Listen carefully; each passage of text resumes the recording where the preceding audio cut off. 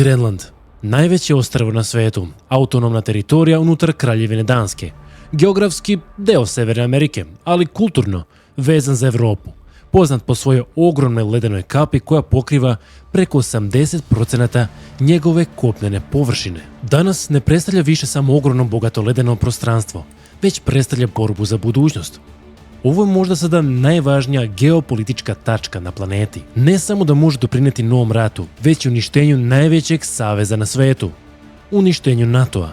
Sada dolazi do scenarija koji je do pre samo nekoliko godina delovao nemoguć. I'm a fan of Denmark too, I have to tell you, and they've been very nice to me. I'm a big fan, but the fact that they had a boat land there 500 years ago doesn't mean that they own the land.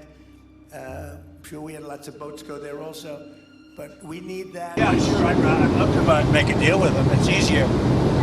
But one way or the other, we're going to have Greenland. Do kojeg god načina dođe, imat ćemo Grenland. Ovo je razmišljanje Donald Trumpa. I pre nekoliko godina njemu su se smejali kada je on spominjao da će kupiti Grenland. Ali više se niko ne smeje.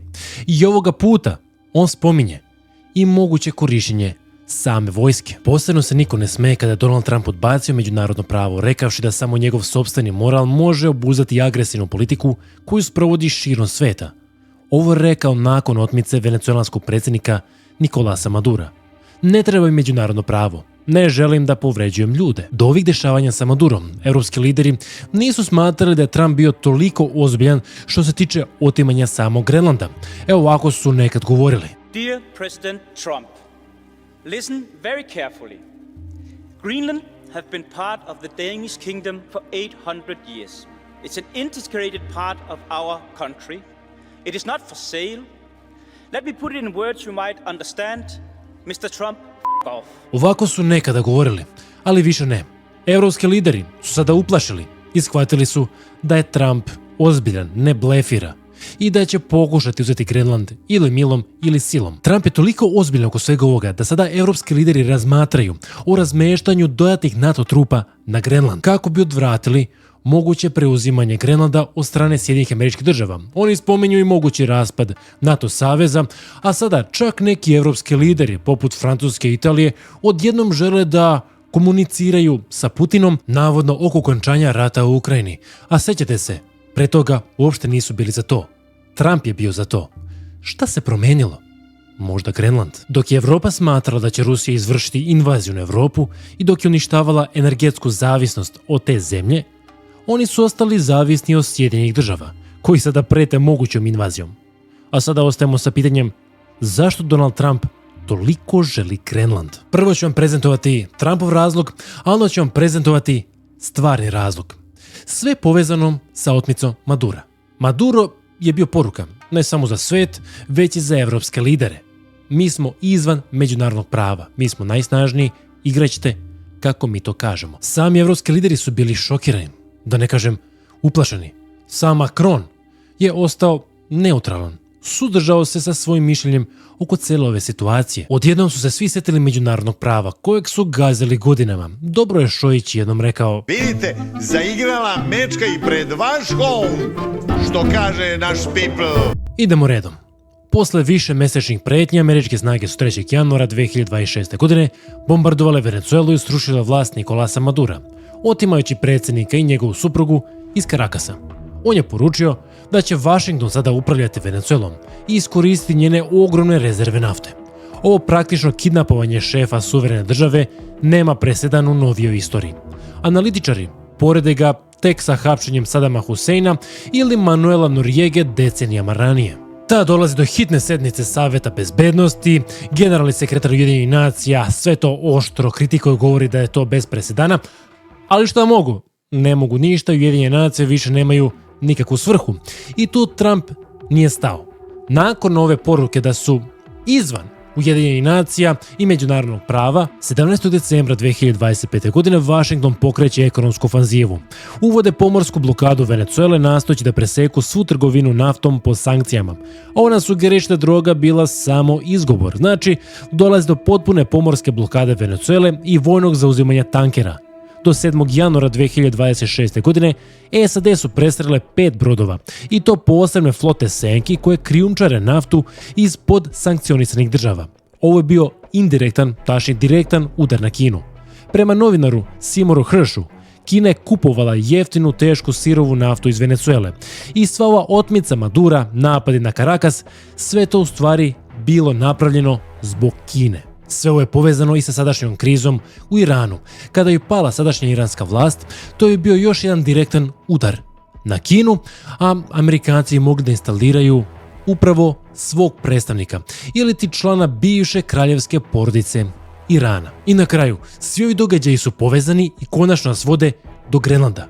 Sad ostajemo sa pitanjem zašto Trump i SAD toliko žude za Grenlandom da bi rizikovali uništenje saveza kojeg su i sami stvorili. The Trump administration announces we have spotted Chinese submarines circling Greenland. This is an imminent security threat to the United States. We're moving 100,000 troops into Greenland to secure our national security. We need Greenland for national security. And if you take a look at Greenland, you look up and down the coast, you have Russian and Chinese ships all over the place. Kao što vidite, neki analitičari su pogodili unapred kako će se Trump ponašati i šta će izjavljivati. On sada govori kako su kineske i ruske podmornice oko Grenlanda bukvalno vrebaju. Stvara takav utisak kao da će oni izvršiti uskoro invaziju na Grenland i samo on to može da zaustavi. Naravno, ovo je sve preuličano i potreban mu je razlog kako bi došlo do ove akcije. Isto to je činio pre napada na Venezuelu i otimanje Nicolasa Madura. On je tvrdio da to se čini zbog droge, ali kao što ste vidjeli, uopšte nije bio glavni cilj zaustavljanje trgovine droge. U celoj ovoj priči nije samo važan Grenland, već ceo Arktik. Šta kom kažem da ovo zagrevanje ili ti promjena klime, kako danas to zovu, ide u korist Rusiji, koja u budućnosti može diktirati ekonomiju sveta zbog samog Arktika. Zajedno sa Rusijom tu je naravno Kina. SAD gledaju mnogo godina napred, svaku pretnju pokušavaju sankcionisati. Zato odjednom Grenland. Ovo nije politika Trumpa, ovo je politika Sjedinjenih Američkih Država. Evo zašto. Broj 1 razlog, strateška lokacija, znači fokus je Arktik. Grenland je geopolitički ključan zbog svog položaja između Severnog Atlantika i Severnog Ledenog okeana. Ako bi recimo Rusija lansirala projektile ka Severnoj Americi, oni bi verovatno preleteli Grenland. Grenland bi u rukama Amerikanaca u slučaju globalnog sukoba zaista predstavljao odskočnu dasku. Pomagao bi u dodatnom presretanju neprijateljskih raketa ili ti projektila, ali ovdje postoji jedan veliki problem. Amerikanci već tamo imaju vojno prisustvo, ali navodno to nije dovoljno. Amerikanci sada tamo imaju bazu Pitufik, bivša baza Tule, gdje se nalaze radari za ranu detekciju projektila i infrastruktura svemirske komunikacije. Za Trumpa, međutim, ovo nije dovoljno. Nije dovoljno jer tajno glavni razlog uzimanja Grenlanda su, pogađate, prirodni resursi. Arktik krije ogromno bogatstvo resursa ispod leda. Procene su da na krajnjem severu leži oko 13% neotkrivene svetske nafte i 30% rezervi gasa. Grenland također ima značajne minerale, uključujući retke zemlje neophodne za visokotehnološku industriju, što ga čini metom ekonomskog interesa velikih sila. Verujem da su upravo ti retki zemni minerali i različite komponente upravo glavni razlozi za zauzimanje Grenlanda od strane SAD-a. Jer vidite, tokom ekonomskog ili trgovinskog rata između SAD i Kine, Kina prvi put uzvraća i to veoma efikasno. A znate zašto? Oko 70% ovih retkih minerala kontroliše upravo Kina. SAD su čak pokušali napraviti dogovor da tokom ovog trgovinskog rata nekako izuzmu ove retke minerale i komponente, a da oni nastave sa trgovinskim ratom mimo toga. Naravno, Kina nije poslušala te u više navrata ograničavala izvoz ovih prirodnih minerala. Ukoliko bi nastavili da u potpunosti ograničavaju ovo SAD-u, SAD bi imale problema sa razvijanjem visokih tehnologija i sa razvijanjem vojne tehnologije. Kao što vidite, iza svega se krije zaustavljanje rasta i zavisnosti sveta od Kine. A tu je naravno još jedan razlog zašto se Grenland mora zauzeti od strane Sjedinjenih Država. Rusija. Prošle godine došlo do vesti koja je šokirala zapadnu sferu uticaja. Kina je isporučila svoje prve zalihe na evropsko tržište koristeći novu arktičku morsku rutu. Umjesto običajnog putovanja na jug, kineski teretni brod plovio je na sever. duž ruske zaleđene obale prečicom koja je prepolovila putovanje između Azije i Evrope. Stigao je za samo 20 dana. Uobičajeno bi to trajalo do 40 dana s Suetskim kanalom. Znate što je čudno? Delo da ovo zagrevanje klime ide u korist baš Rusiji, jer otvara se severni pomorski put i to duž ruske obale. Također stvara se potencijal da se otvori severozapadni prolaz. To vam je kanadski Arktik i to za komercijalne plovidbe. Posebno Rusija vidi priliku, promoviše svoju severnu rutu kao kraću alternativu Suetskom kanalu za vezu Evrope i Azije. Moskva je uložila ogromna sredstva u flotu ledolomaca, koja je najveća na svetu, i razvoj luka od Murmanska do Čukotke. Sada, kako led nestaje, tranzitni putevi preko Arktika mogli bi skratiti plovidbu iz Azije u Evropu za 1000 km. Grenland, kao što vidite, se nalazi na raskršću Atlantskog i Arktičkog okeana. Kontrola nad njih dala bi SAD uticaj na budući saobraćajni pravac koji bi mogao postati, kako to kažu, zlatni vodeni put globalne trgovine. Ovo vam je budućnost, dame i gospodo. Zbog toga Donald Trump toliko želi Grenland. On sam zna da Kinezi i Rusi neće izvršiti vojnu invaziju na Grenland, ali on mora tako da napravi neki razlog kako bi opravdao preuzimanje samog Grenlanda. Ovo vam je buduća svetska trgovinska ruta. I ovo ne želi Donald Trump, ovo žele Sjedinjene Američke Države. Samo je bio potreban dovoljno, po znacima navoda, lud predsjednik i na taj način ne mogu da se operu. Kao vidite, ovo radi Donald Trump, ovo ne radi stvarna američka politika, ali u stvari od velikog je geopolitičkog značaja da SAD u potpunosti kontrolišu Grenland. Ruski zvaničnici otvoreno govore o pozitivnim stranama menjanja klime za njihovu ekonomiju, dok je za zapadnu sferu uticaja to horor. Za Ruse ovo predstavlja dužu navigacijnu sezonu na Severnom moru i lakši pristup bogatim arktičkim nalazištima. Arktik već čini okosnicu ruske ekonomije. Preko 80% ruskog prirodnog gasa i 17% nafte proizvodi se severno od Arktičkog kruga. Kremlj je Arktik označio kao stratešku bazu resursa i ključno područje za nacionalnu bezbednost. Kako da vam dočaram važnost Arktika? Arktik je recimo toliko važan za Rusiju da bi se oni definitivno upustili da moraju u Treći svjetski rat zbog ove oblasti. Oni već militarizuju Arktik, obnavljaju stare sovjetske baze, već implementiraju radare, PVO sisteme. A znate što najviše zabrinjava Donalda Trumpa i SAD?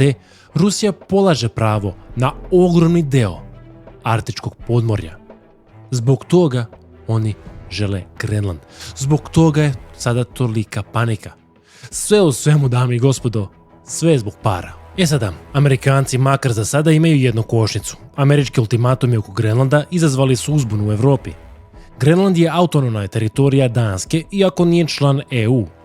Danska premijerka Mette Frederiksen oštro je reagovala na Trumpove pretnje, posjetivši ga da su SAD i Danska saveznici u NATO-u i da Washington već ima pristup Grenlandu po postojećem sporazumu iz 1951. godine. Ipak, nakon hvatanja Madura, evropski lideri su se poprilično uplašili jer su počeli da veruju u Trumpove tvrdnje da bi mogao i silom da zauzme Grenland.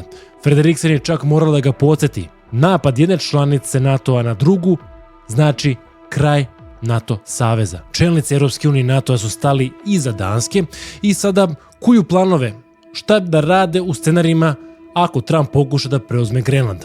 Broj 1 je diplomatija. Izaslanici Danske i Grenlanda pokušavaju da lobiraju Capitol Hillu. Vrše pritisak na Kongres da obuzda predsjednika. NATO saveznici su već dogovorili jačanje bezbednosti na Arktiku kako bi ublažile američke bojazni. Planiraju se dodatne vojne vežbe i raspoređivanje nove opreme na severu Evrope. Ideja je da se Trumpu pokaže da su saveznici spremni da unaprede odbranu Grenlanda. Ukoliko ništa od ovoga ne bude radilo, pazite o čemu diskutuju evropski zvaničnici. Dolazimo do nemogućih scenarija, makar smo smatrali do sada da su nemogući. Oni razmatraju da preuzmu američke vojne baze na tlu Evrope, tačnije da zabrane Amerikancima pristup tim bazama u Evropi, čak razmatraju uvođenje ekonomskih sankcija ka SAD. Zamislite neko Amerikancima uvede sankcije, to je Evropska unija. To sada ultra nemoguć scenario, ali o tome razmatraju. I krajnji scenario, ukoliko baš ono bude stani pani, da postave svoje trupe na Grenland kako bi odvratili Amerikance od preuzimanja. Na taj način oni žele da prikažu da su spremni da brane svoju članicu. I to od onoga koji njih brani. Čak i danska obaveštena služba The DIS u svom godišnjem izveštaju prvi put označila SAD kao mogući bezbednosni rizik. Francuski ministar spoljnih poslova prošle godine je čak predložio slanje francuskog vojnog kontingenta na ostrvo. To je evropska brza interventna jedinica od 5000 vojnika uspostavljena 2025. godine i mogla je biti aktivirana prvi put baš u ovoj krizi pod zajedničkom komandom EU. Grenlandska kriza tako postaje simbol šireg trenda, brisanja granica između saveznika i rivala u borbi za resurse i uticaj. Dok Arktik ubrzano topljava, hladnoratovski odnosi se ponovo hlade i prete da zalede pola veka međunarodnih sporazuma, ako su ikada postojali. Da li će diplomatija prevladati, dame i gospodo? A ipak, ono što je do sada viđeno, ono što SAD žele, to su i dobijali. Da li će Evropska unija prvi put stati i reći ne? Ostaje nam da vidimo.